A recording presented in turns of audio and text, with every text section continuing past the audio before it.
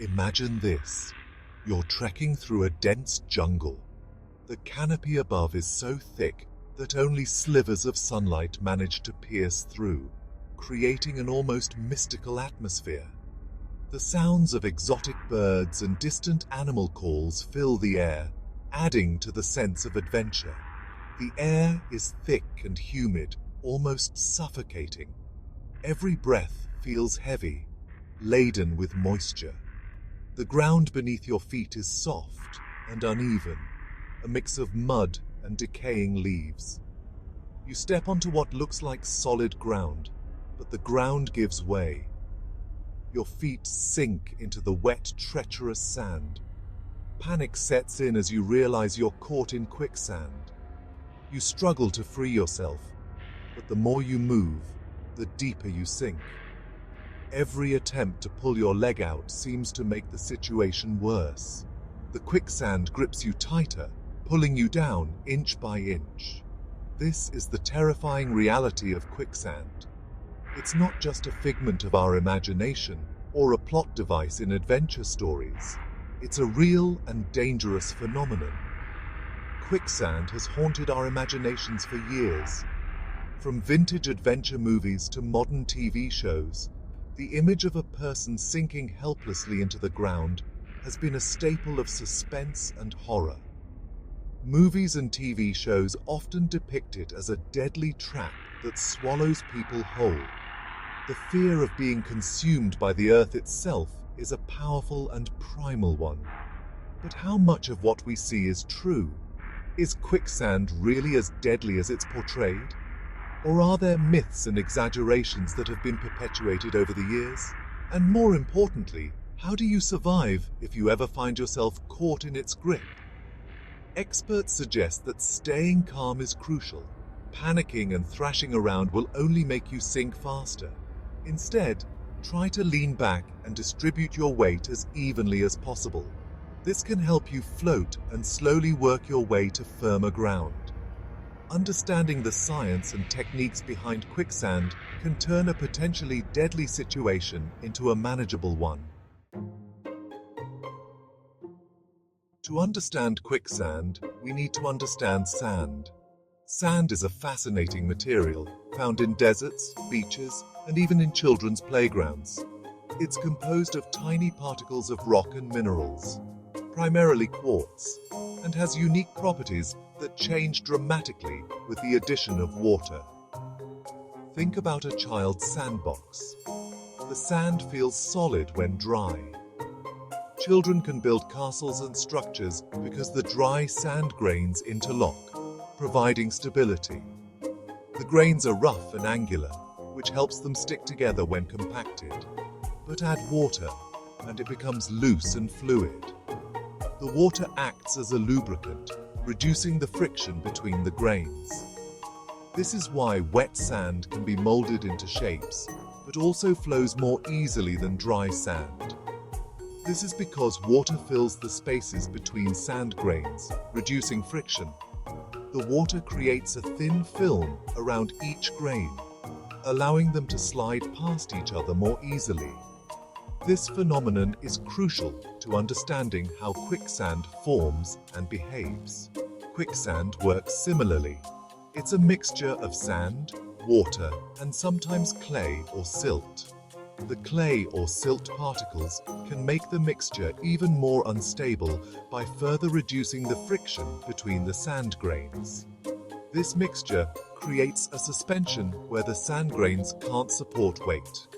When pressure is applied, such as when a person steps into it, the grains move apart and the mixture behaves like a liquid, causing the person to sink. However, unlike the bottomless pits often portrayed in movies, quicksand has a limited depth. It usually extends only a few feet deep, making it more of a nuisance than a deadly trap. Understanding the science behind sand and quicksand can help us appreciate the complexities of this seemingly simple material. Hollywood loves to exaggerate. In movies, quicksand swallows people whole. In reality, quicksand is denser than water and much denser than the human body. This means you can't fully sink in quicksand. The real danger of quicksand isn't being sucked under, it's getting stuck. The mixture can trap your legs, making it difficult to escape. Panic sets in, and you might make frantic movements that worsen your situation. Panic is your worst enemy in a quicksand situation. When you panic, your instincts kick in, urging you to fight and thrash. However, this only forces more air out of the sand mixture, making it denser and trapping you further. Instead of panicking, take a deep breath and try to stay calm. Remember, you won't sink entirely. Focus on slow, controlled movements to free yourself. Escaping the grip of quicksand starts with staying calm. It's crucial to keep your composure and not panic, as panic can lead to hasty movements that make the situation worse. Remember, you won't sink completely. Quicksand is denser than water, so your body will naturally float more than it would in water. Here's a step-by-step guide to get out. First, stay calm. Take a moment to assess your situation and breathe deeply. Take deep breaths and avoid sudden movements. Next, drop any weight. Heavy items can drag you down, so it's important to lighten your load. Discard heavy backpacks or equipment to increase your buoyancy. Then, lean back. This helps distribute your weight more evenly. Gently lean back, spreading your arms and legs to increase your surface area. This will help you float more easily and prevent you from sinking further. Create space by slowly wiggling your legs to create space around your feet. This will help you free your legs from the sand's grip. Use a backstroke motion to propel yourself horizontally towards firmer ground. This technique allows you to move without causing too much disturbance in the sand. Remember, patience and controlled movements are key. Rushing can cause you to sink deeper, so take your time. It might take time, but with a clear head, you can escape. Stay focused, follow these steps, and you'll be able to free yourself from quicksand safely. Section 6. Real sand dangers beyond the myths. While quicksand itself might not be the deadly trap portrayed in movies, sandy environments do pose real dangers. Deserts, for example, present extreme temperatures, dehydration risks, and the danger of getting lost. Even seemingly harmless places like playgrounds can be risky. Sandboxes can harbor bacteria, insects, and animal waste. It's important to supervise children and ensure they wash their hands thoroughly after playing in the sand. Section 7. Sand safety. Knowledge is power. The key to staying safe in any environment, including sandy ones, is knowledge and preparedness. Understand the potential risks, whether it's quicksand, extreme weather, or hygiene concerns. Always research your destination, pack appropriate gear, and tell someone your plans. In the case of quicksand, knowing how to react calmly and escape can make all the difference. Section 8. Respecting nature's playground. Nature is a powerful force, and we must treat it with respect.